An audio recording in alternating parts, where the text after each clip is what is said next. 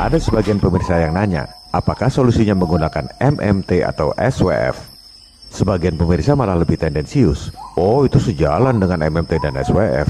Nyetak duit sendiri dengan menjaminkan sumber daya alam.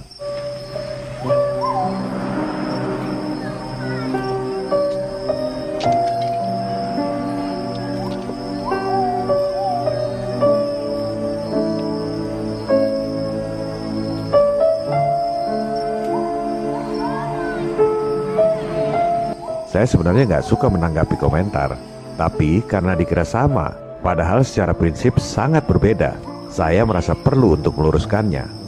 Pertama, menerbitkan uang sendiri itu bukan berarti MMT. Presiden Soekarno sudah terbitkan uang sendiri di tahun 1945. Coba lihat siapa yang tanda tangan. Menteri Keuangan, bukan Bank Sentral. Nyetak duit sendiri itu nggak ada hubungannya dengan MMT.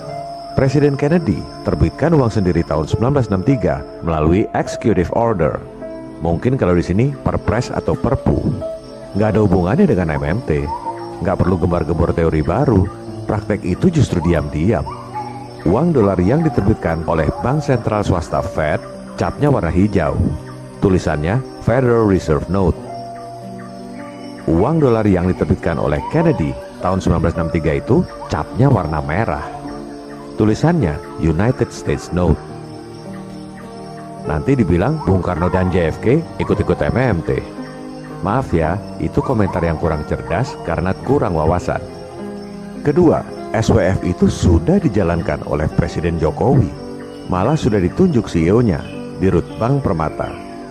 SWF atau Sovereign Wealth Funds adalah investasi milik pemerintah pada produk-produk keuangan yang dibuat oleh elit global. Itu definisi yang benar. SWF nggak ada hubungannya dengan menjaminkan sumber daya alam. Coba pemirsa nanya ke Pak Wirakusuma, CEO SWF Indonesia. Pak, SWF itu menjaminkan sumber daya alam buat nyetak duit ya? Pasti Anda diketawain. Sekolah di mana, Dek? Pasti bukan pemain di dunia perbankan dan keuangan. Saya nggak menentang kalau ada yang mau bikin teori baru. Silakan aja.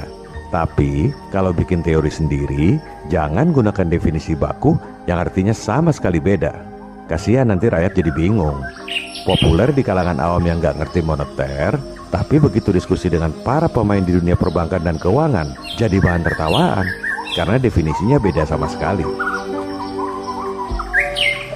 Ketiga, Wall Street kasih utang pada Indonesia itu modal dengkul, duit siluman. Masa dibayar dengan menjaminkan harta warisan anak cucu? Itu karena nggak ngerti bahwa Wall Street bisa kasih utang 6.000 triliun tanpa jaminan apa-apa. Karena nggak ngerti, lantas kasih usulan jaminkan sumber daya alam buat bayar utang siluman. Menurut saya sih nggak masuk akal, tapi terserah. Jika menurut Anda masuk akal ya silakan aja. Kalau gitu, episode mendatang kita pecah saja. Episode 31 tentang utang siluman Wall Street. Supaya pemirsa, para wakil rakyat yang duduk di DPR dan DPRD paham betul permainan yang sesungguhnya. Kalau sudah paham permainan yang sebenarnya, baru kita bicara solusi yang efektif.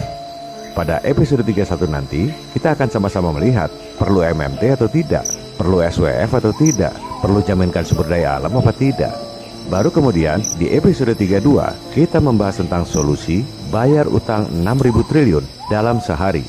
Bukan dengan teori-teori akademis seperti MMT dan lain-lain, melainkan lewat praktek yang hanya diketahui oleh para pemain di lapangan. Viva Republik Indonesia, salam people power.